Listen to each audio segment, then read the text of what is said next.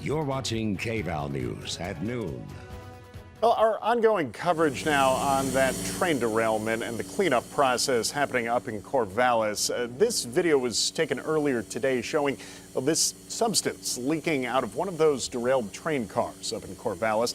This all happening as those crews have been working to clean up the site, working to drain some of those chemicals that have been left behind in those train cars before trying to move them off the tracks. Now, a viewer also sent us some drone footage, giving us a little better idea of the condition of that collapsed train trestle and those cars that are still down in the river below. Cleanup effort now entering its fifth day near Avery Park, with crews still working to remove those two derailed cars. Meadows spoke with the Department of Environmental Quality, and they say it's what's inside of those cars that could soon become a concern for fish in the river.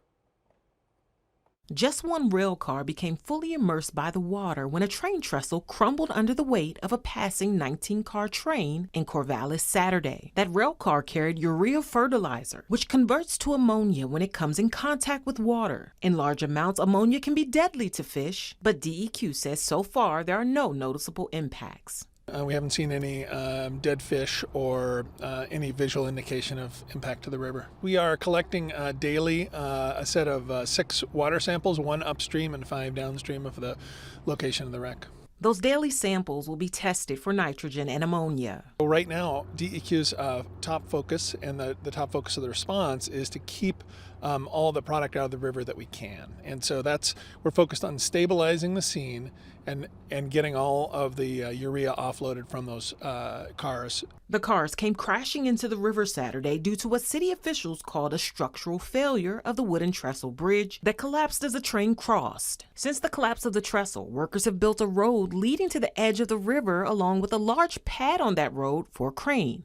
That's going to be used to lower people down in a basket to remove the urea from the cars using a vacuum truck. Brown says had the incident occurred in the summer when there are lower flows in the river and warmer water temperatures, the outcome would have been different as those conditions yield more ammonia. If nitrogen and ammonia are found, DEQ says there's not a lot that can be done to reverse the damage. Genesee and Wyoming Railroad Services owns the railroad and said it won't be able to determine the cause of the collapse until the rail cars are recovered. In Corvallis, I'm Meadows.